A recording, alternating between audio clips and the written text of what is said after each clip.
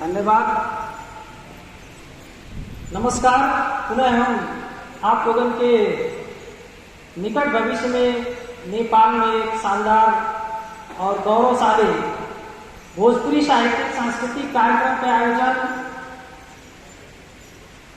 करौले के एक हमन की योजना में बाटी वहाँ में अपने सबके हम निमंत्रण कर आप सब जरूर आवा नहीं मजबूर होकर हम न्योता देत बाटी।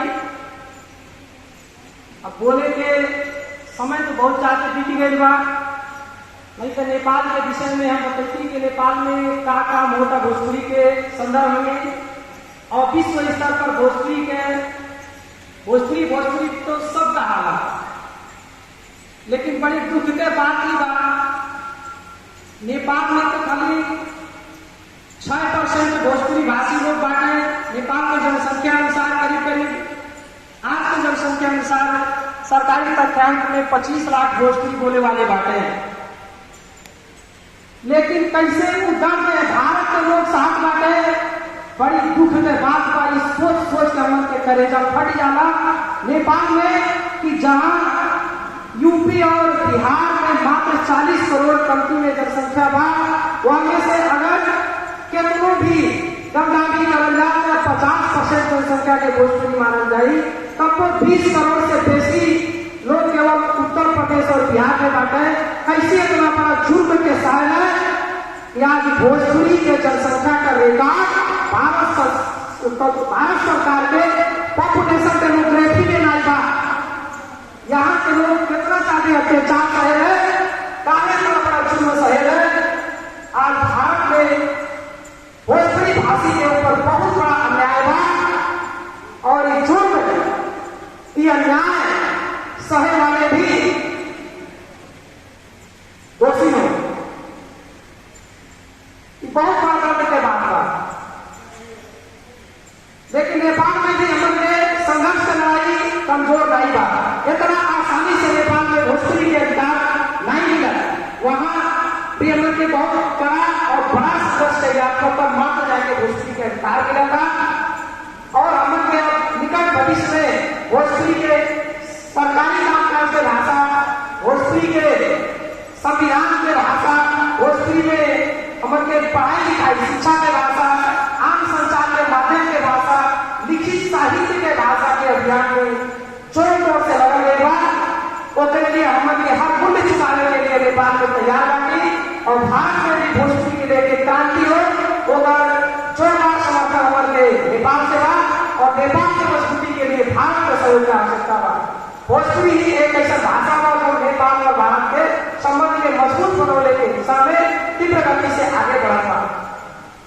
काम सीधे हम रचना प्रचार पार्टी और रचना हमारे पास शिक्षक बनना इज्जत और लाज का जिक्र। हम पूरे बिहार के सीख के चित्रण देने वाली अपने अंदाज में अपने मौलिकता में कानून अपने मुठ्ठा में लेके सबके झूठ सिखावाना और एक जाग रचावत खाली दिया बरन निभावाना मूड़ी काटे दांव काटी के अगोही आंसू बहावाना पर धन बन के वाहियात को जाके केस समझावाना केस का फरियाई बल्कि उल्टे केस अजरावाला ना इज्जत ना लाज बजरे हेहर बड़ा कहावाला ना इज्जत ना लाज बजरे हेहर बड़ा कहावाला हरदम तान निशाना साधे मार गिरावे कुछ के बन लहरिया बहुतिया का लक्षण उगड़े भगवई के जैसे पूछा ओकर भारी जैसे गांव के बड़का घूर मन ही मने ओके गरियावे सब लेकिन मुंह पे हो जाए चुप। बर्तन आगे दांत छियारे हरदम कमजोरकन के सतावाला ना इज्जत ना लाज बजरे बेहर बड़ा कहावाला ना इज्जत ना लाज बजरे बेहर बड़ा कहावाला बहका के सोच गरीबों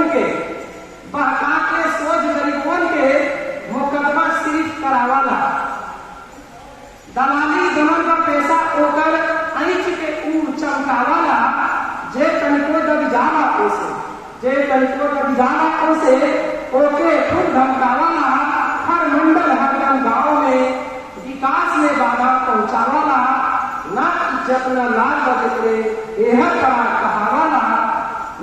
इज्जत ना लाज का जिक्र एहर बड़ा कहावाला। कोर खोज के रोर मचावे बड़ा सतावे तू बनल गवार। कोर खोज के रोर मचावे बड़ा सतावे तू बनल गवार। उठ सुते कौआ गंगा खोदे कबो कहे अपने खुशियार। कहना बूझे राम झक्कर और न बूझे भैया कोय।